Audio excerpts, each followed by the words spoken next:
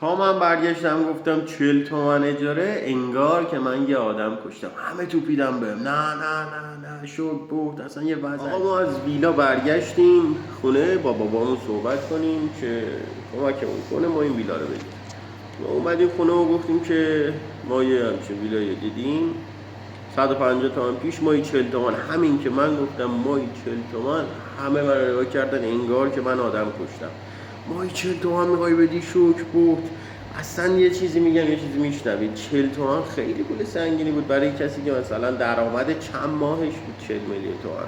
وقتی من میخواستم برم یه کاری رو شروع کنم، مایی 40 میلیون تومن باید اجاره میدادم. خیلی اصلا اوضاع پیچیده برم.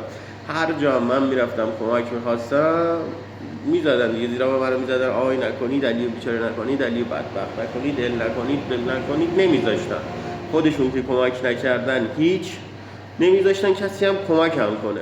منم تو این فاصله برای خودم حساب کتاب میکردم که مثلا آی فلانی این ویلا رو داره اینقدر داره اجاره میده، اینقدر داره بر میداره، واسه خودم یه حساب کتابی میکردم. خلاصه که من هر طوری شده تو اون هفته تونستم پول جور کنم، ولی خب کسی بهم قرض نمیداد، کسی هم بهم اعتماد نداشته بود. مجبور شدم که نزول کنم و به نظر من این بزرگترین اشتباه من تو زندگیم بود. ولی خب انقدر عاشق این کار شده بودم، انقدر به این کار ایمان داشتم، با خودم یه حساب کتاب میکردم که دارم 2-3 ماه پسش میدم. خلاصه که پول ما با یه شرایط خاصی هم گرفتیم که میگفت که مثلا این 150 میلیون تومان پولو طرف جای دیگه سرمایه گذاری کرده بود باید پس میدن.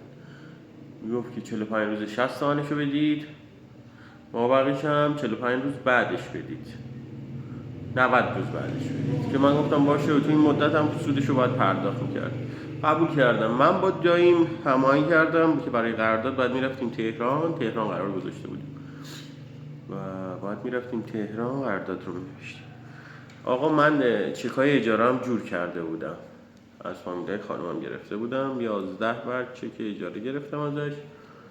رفتیم که قرارداد رو صحبت کردم با مالک بودیم که دیدم گوشی دایم زنگ خورد.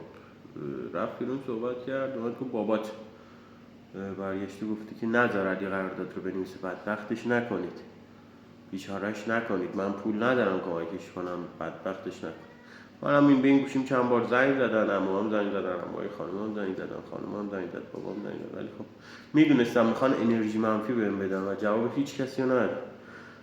خلاصه که من اون شب قرارداد رو نوشتم و اون ویلا از فردا تحت قرارداد من بود. ولی خب چیزی که اون وسط اومد و اذیت کرد، شرط اجری مالک بود که میگفت که من کرایه ها رو اول ماه میگیرم.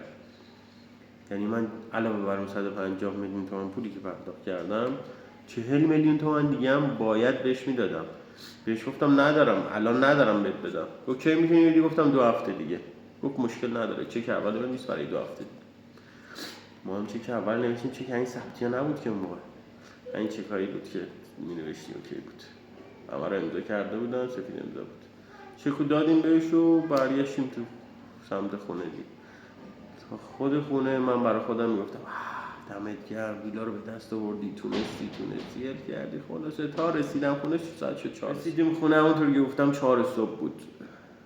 نه خوابم میبرد، نمیدونستم نه خوابم شوق این که فردا بشه برم پای ویلا و ما بقیه هم قسمت